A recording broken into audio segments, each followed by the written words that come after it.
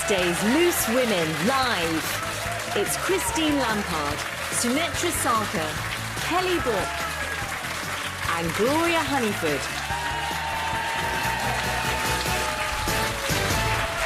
Thank you very much. Hello and welcome to your Thursday Loose Women Live. Coming up, as Hollywood actress Charlize Theron says she's been having the best sex of her life at 49 and not missed being in a relationship, we are asking, does society still judge single women?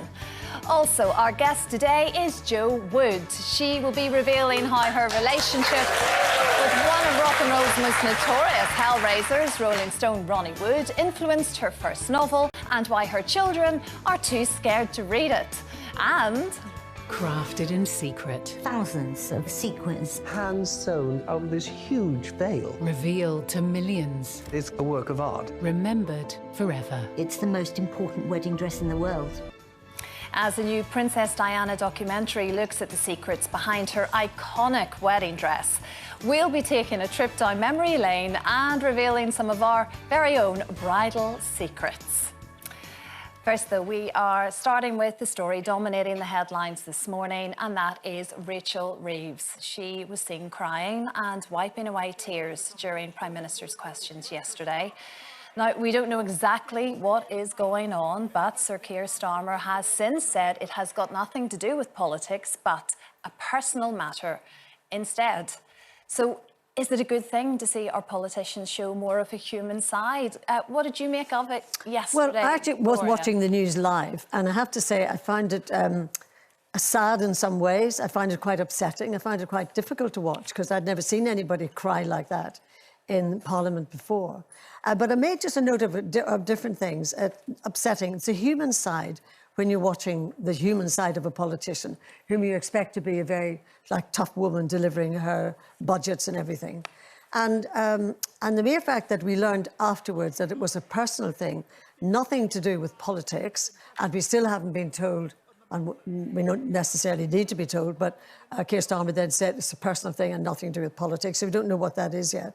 And apparently, before question time started, the Speaker of the House had a conversation with her that looked quite tetchy, so she had that going on.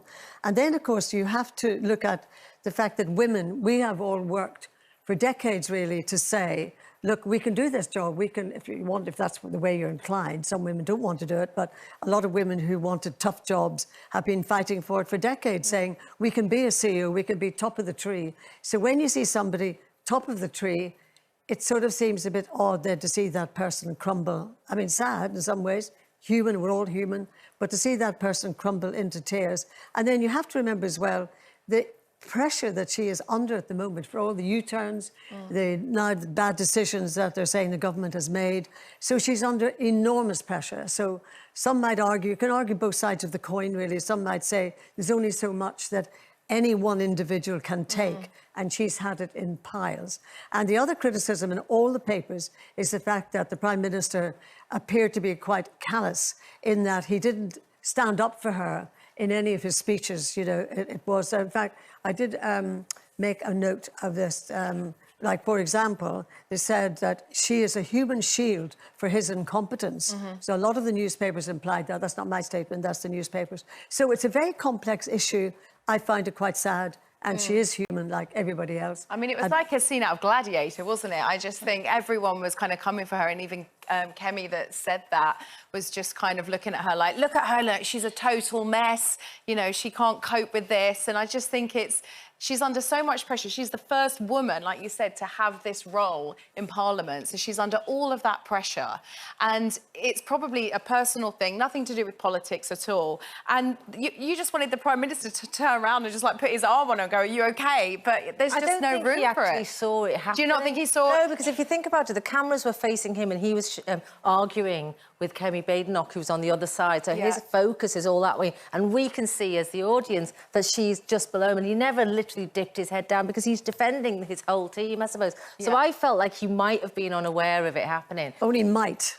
I know, but there's Because more the focus chance he was all wasn't. on her. I mean, everybody was looking at her. Of course, and but if she he was didn't- just She's under so much so- scrutiny at the moment, Exactly. and I think that moment for me, you know, obviously we have so many opinions on all of these decisions they're making and how are they going to pay for all of this, and I think that moment it kind of humanised her in a way that nothing has so far, And if he you had- realise if he had actually clocked it- she's got the weight of the world on her shoulders Well, yeah, right but now. if he had clocked it, the cameras would have been all on him clocking her, and what would he was, I think, protecting her by not. Do you feel like she let focus. women down in that moment? No, I don't think she let women down at all. I think she tried her best not to cry. And as an actor, I know when we are trying to not... When you try to cry as a role, the first thing you think to do is to try not to cry. Because the more you try not to cry, the more you start crying. And we've all been there when you know, I don't want to cry, I don't want this person to see me cry. And then they just start spilling out your ears, out your eyes.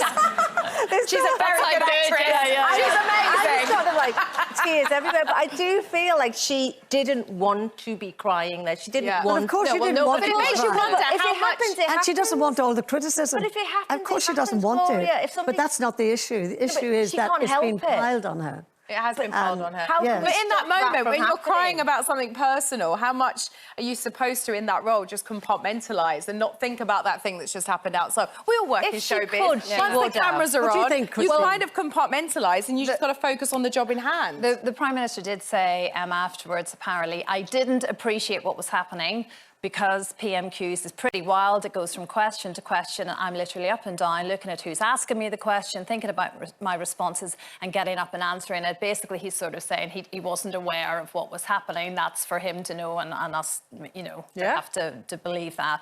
I think the difficulty is you go into politics knowing what it is, certainly when you're in that gladiatorial bear pit that is Parliament and MP or Prime Minister questions particularly. It's a tough world.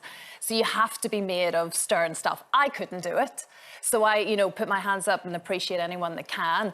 But equally so, I think there's been so many decisions. There'll be a lot of people at home affected by those decisions. Of course. Like the winter allowance, for instance, fuel allowance. I'm sure there were a lot of pensioners crying over that. So I think as a politician, you do have to. Well, you saw the markets fluctuate as soon as it happened. It did. But so we're so vulnerable. We're on that world stage. What does that send out to the rest of the world? It is. Having said that, if this is what we're being told that it's actually not politics, it's a personal issue. We all know, no matter what your job is, if there's something happening at home, Well, we that have all overrides cried in everything that this you do. programme, haven't we? And so from that perspective, just as a human, you can't help but feel for someone, you know, Sure. if it's away from the political bit. But it's like you say, how it looks on the world stage, I guess. You know, you can imagine what Donald Trump, for instance, She's a might very be vulnerable thinking lady in at those the moment, moments, anyway. you know. Very vulnerable. It is, yeah, exactly that. Very vulnerable indeed. Yeah, let us know what you think. We'll read out some of your comments in a little bit. Also, speaking to patients at Colchester Hospital yesterday, Princess Catherine opened up about her own cancer recovery journey and the pressure she felt to try and carry on as normal. We put on a sort of brave-faced stoicism through treatment. The treatment's done. Yeah. So I can crack on and get back to normal again. But actually, the phase afterwards is really, is a really difficult journey. You know, you're not necessarily in the clinical team any longer, but you're not able to function normally at home as you perhaps once used to. So difficult, isn't it, Sinead? It is trying to find your new normal. Yeah, it really blindsides you as well when you get these diagnoses. And I've only watched really close friends of mine go through this. And one in particular, the way she wanted us to support her was by joining in the positivity that she really, really needed us to have. And she kept saying, no tilted heads, I don't want any tears. I'm writing this text with a smile on my face to tell you I have grade 4. You know, it's like really tough stuff she was asking from us to support her by being positive, and she was so positive.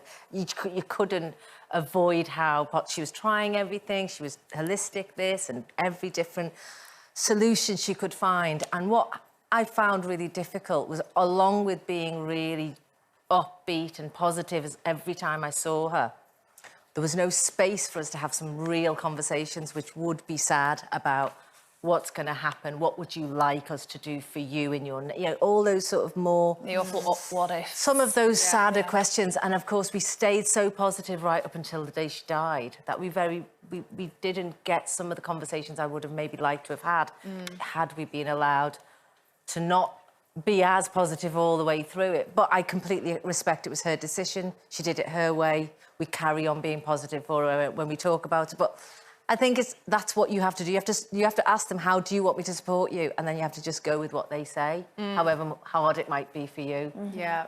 I guess it's difficult, isn't it? Like trying to go through anything when it comes to cancer or any kind of terminal illness. It's like you said, the new normal. And I think even at Christmases now my father's passed away, like, you know, it's this unsaid thing, like we all kind of get on with it and we all pretend that Christmas is a lovely time to get together, but it's just such a reminder of how things were and how things are now, and it will never be the same, and we will never make the memories that we used to make. And you just put on this brave face, which is what I think we all wear the mask. We do. I call it the mask because in a way, what option do you have? I mean, in my case, I mean, to have your child diagnosed with cancer, your world turns upside down and you don't know how to treat it. But I do believe, having watched Karen fight her cancer for 7 years, that the individual who is suffering that or any other condition, I think they should have the choice of how they deal with it. And in my case, the turmoil inside my head was just, I can't explain just how tough it was. But I had to tap into Karen's attitude. Now, she had incredible tenacity. She was going to beat it. If she didn't beat it, she would cope with it. And so that positivity that you talked about, you see, you have to tap into what they want and how they want to deal with it, because I think that's the only fair way.